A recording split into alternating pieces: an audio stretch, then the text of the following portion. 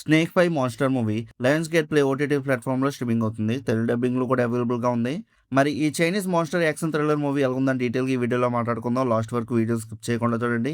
ఇంకా ఆ మూవీలో స్టోరీ లైన్ గురించి సింపుల్గా చెప్పాలంటే, జైలు నుంచి ఎస్కేప్ అవ్వాలని ప్లాన్ చేసే డేంజరస్ క్రిమినల్స్ అన్ఎక్స్పెక్టెడ్గా సిటీని అటాక్ చేసిన జైంట్ స్నేక్స్ నుంచి థ్రిల్లింగ్గా ఎలా సర్వైవ్ అయ్యి బయటపడ్డారో చెప్పే హై ఆక్టెన్ సర్వైవ్ యాక్షన్ థ్రిల్లరే ఈ మూవీ యొక్క మెయిన్ స్టోరీ. ఇంకా మూవీ స్టార్టింగ్లో ఇమీడియట్గా స్నేక్ అటాక్స్లోకి వెళ్లకుండా ముందు జైల్ సెటప్ మీద ఫోకస్ చేస్తుంది. అక్కడ నుంచి క్యారెక్టర్స్ని వాళ్ళకున్న సిచ్యువేషన్ ఎస్టాబ్లిష్ చేయడానికి కొంచెం టైం తీసుకున్నారు. ఈ పోర్షన్స్లో పెద్ద ఎక్సైట్మెంట్ ఏమి ఉండదు. ఎక్స్పెషల్లీ ఫస్ట్ 20 to 25 మినిట్స్ వరకు కొంచెం స్లోగానే అనిపిస్తుంది మూవీ. కానీ ఇదే సెటప్ తర్వాత వచ్చే కేయాస్కి బేస్ క్రియేట్ చేస్తుంది. ఒక పాయింట్ తర్వాత స్నేక్స్ రంగంలోకి దిగడంతో మూవీ సడన్గా గేర్ మార్చుకుంటుంది. అప్పటి నుంచి సర్వైవల్ ఎలిమెంట్ అనేది స్టార్ట్ అవుతుంది. క్యారెక్టర్స్ ఒక ప్రాబ్లం నుంచి బయటపడితే ఇంకో ప్రాబ్లం ఎదురవుతూ ఉండడంతో స్క్రీన్ ప్లే కొంచెం ఎంగేజింగ్ గా మారుతుంది. ఎస్పెషల్లీ స్నేక్స్ అటాక్స్ ని డిఫరెంట్ సిచ్యువేషన్స్ లో ప్లేస్ చేయడం వల్ల మూవీకి కావాల్సిన టెన్షన్ అనేది క్రియేట్ అవుతుంది. అయితే స్క్రీన్ ప్లే లో బిగ్గెస్ట్ స్ట్రెంత్ ఏంటంటే మూవీ చాలా డీప్ స్టోరీ చెప్పడానికి ట్రై చేయకుండా స్ట్రైట్ ఫార్వర్డ్ సర్వైవల్ యాక్షన్ మీద ఎక్కువ ఫోకస్ చేస్తుంది. అందుకే అన్నెసెసరీ ఎమోషనల్ డ్రామా లేదా కాంప్లికేటెడ్ సబ్ప్లాట్స్ అనేవి ఎక్కువేమి ఉండవు. At the same time monsters movies రెగ్యులర్గా చూసే వాళ్ళకి కొన్ని డెవలప్మెంట్స్ అనేవి ముందే గెస్ చేసేలాగే ఉంటాయి. స్టోరీలో కంప్లీట్లీ న్యూ యాంగిల్ అయితే కనిపించదు. ఫస్ట్ హాఫ్లో మొత్తం చూస్తే సెటప్ ఎక్కువ, యాక్చువల్ మాన్స్టర్ సర్వైవల్ కాన్సెప్ట్ అనేది కొంచెం కంట్రోల్డ్గా ఉంటుంది. కానీ సెకండ్ హాఫ్లో మాత్రం మూవీ ఫేస్ నోటిసబుల్ ఇంప్రూవ్ అవుతుంది. స్నేక్స్ అటాక్స్ పెరగడం, క్యారెక్టర్స్ ఫేస్ చేసే సిచ్యువేషన్స్ అనేవి డేంజర్గా మారడం, యాక్షన్ సీక్వెన్సెస్ ఎక్కువ అవడంతో మూవీ ఎంగేజింగ్గా మారుతూ ఉంటుంది. పర్టికులర్లీ ప్రీ క్లైమాక్స్కి వచ్చేసరికి స్క్రీన్ ప్లే ఇంకా ఫాస్ట్ అయిపోతుంది.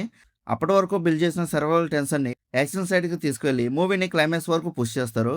క్లైమాక్స్ కూడా పెద్ద కాంప్లికేటెడ్ ట్విస్టుల మీద అయితే డిపెండ్ అవ్వలేదు. యాక్సిడెంట్ సర్వైవల్ మూమెంట్స్ మీదనే ఎక్కువ డిపెండ్ అవుతుంది.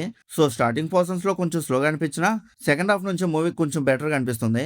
కానీ ఇక్కడ మూవీకి మైనస్ పాయింట్ కూడా ఉంది. స్టోరీ చాలా కొత్తగా అనిపించే యూనిక్ కాన్సెప్ట్ అయితే కాదు. మాస్టర్ సర్వైవల్ జానర్స్ లో మనం ఆల్రెడీ చూసిన కొన్ని ప్యాటర్న్స్ ఇక్కడ కూడా కనిపిస్తాయి. క్యారెక్టర్ డిస్కషన్స్ కూడా కొన్ని చోట్ల చాలా కన్వీనియన్స్ గా అనిపిస్తాయి. సో స్టోరీ కోసం చూస్తే పెద్ద ఎక్స్పీరియన్స్ ఏమి అవ్వదు. కానీ snakes action and survival moments కోసం చూస్తే మాత్రం డీసెంట్ ఎక్స్పీరియన్స్ వస్తుంది. పెర్ఫార్మెన్సెస్ విషయానికి వస్తే ఆండ్రూ టైమ్ రోల్కి తగ్గట్టుగా పెర్ఫార్మెన్స్ ఇచ్చారు.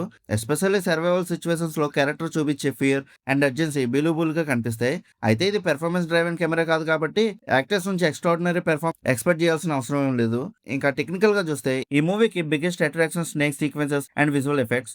మాన్స్టర్ మూవీస్లో సీజీ అనేది చాలాసార్లు ఆర్టిఫిషియల్గా కనిపిస్తాయి. కానీ ఇక్కడ విజువల్స్ అనేవి కంప్లీట్గా పర్ఫెక్ట్ అని చెప్పలేం. కానీ మూవీ స్కేల్కి తగ్గట్టుగా బాగానే వర్కౌట్ అయ్యాయి. ఎస్పెషల్లీ స్నేక్స్ అటాక్ చేసే సీక్వెన్సెస్లో వాటి మూమెంట్స్ అండ్ స్పీడ్ వల్ల రిక్వైర్డ్ థ్రిల్ అనేది వస్తుంది. సినిమాటోగ్రఫీ కూడా యాక్షన్ సీక్వెన్సెస్కి తగ్గట్టుగా ఉంటుంది. డార్క్ ఎన్విరాన్మెంట్, సిటీ డిస్ట్రాక్షన్ లాంటి సీన్స్ అనేవి మూవీకి చాలా స్టేబుల్ అట్మాస్ఫియర్ని క్రియేట్ చేస్తాయి. ఇంకా ఓవరాల్గా ఈ మూవీ ఎలా ఉందని అడిగితే it's a decent watch film. ఒకసారి ట్రై చేయొచ్చు, పర్లేదు. ఒకవేళ మీకు సర్వైవల్ థ్రిల్లర్స్ అండ్ ఇలాంటి మాన్స్టర్ మూవీస్ అంటే ఇష్టపడే వాళ్ళు అయితే మాత్రం, ఒకవేళ ఆల్రెడీ ఈ మూవీని చూస్తుంటే మీకు ఎలా అనిపించిందో కింద ఉన్న కామెంట్ సెక్షన్లో చెప్పండి. అలానే ఇలాంటి మూవీ రివ్యూస్ కోసం మన సినిమా ఛానల్ సబ్స్క్రైబ్ చేసుకుని బెల్ ఐకాన్ కూడా ఆన్ చేసి పెట్టుకోండి. మా వీడియోస్ని మీరు మిస్ అవ్వకుండా చూడగలుగుతూ ఉంటారు. ఇంకా మళ్ళీ మనం నెక్స్ట్ వీడియోలో కలుసుకుందాం.